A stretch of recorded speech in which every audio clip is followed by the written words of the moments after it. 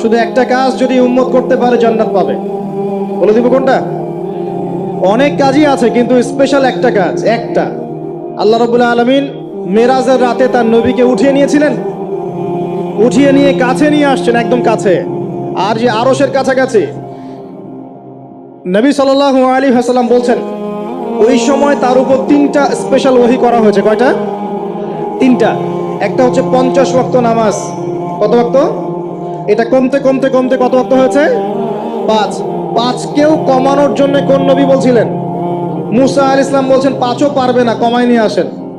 5ও যে পারবে না, মুসা আলাইহিস সালাম কেমন করে জানলেন? তার উম্মত 2 ওয়াক্ত নামাজ পড়ে। কয় ওয়াক্ত নামাজ ফরজ ছিল? ওই 2 ওয়াক্ত তার আদায় করতে পারে নাই। এই অভিজ্ঞতা থেকে তিনি বলেছেন যে আপনার উম্মত 5 ওয়াক্ত পারবে না। সত্যি না মিথ্যা কথাটা? আসলেই কি উম্মত 5 ওয়াক্ত নামাজ পড়তে পারছে?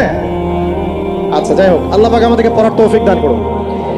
দ্বিতীয় ওহী হচ্ছে সূরা বাকারার শেষের 3টা আয়াত। কয় আয়াত? সূরা বাকারার শেষের 3 আয়াত ওহী করেছেন কে? আল্লাহ রাব্বুল আলামিন। কোন ব্যক্তি যদি রাতের বেলা সূরা বাকারার শেষের 3টা আয়াত পড়ে সারা রাত ইবাদত করেন নাকি পাবে ইনশাআল্লাহ। আর 3 নাম্বারটা হচ্ছে স্পেশাল, সেটা হচ্ছে আল্লাহ পাক বলেছেন, হে মুহাম্মদ সাল্লাল্লাহু আলাইহি ওয়াসাল্লাম, বলেন সাল্লাল্লাহু আলাইহি ওয়াসাল্লাম, তোমার উম্মতের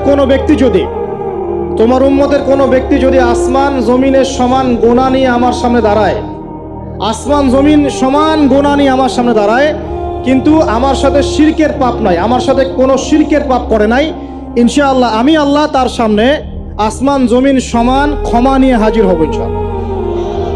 তার মানে আমরা যদি ইনশাআল্লাহ তাআলা শিরকের পাপ থেকে দূরে থাকতে পারি, ইনশাআল্লাহ আশা করা যায় আমরা আল্লাহর সন্তুষ্টি পাবো ইনশাআল্লাহ।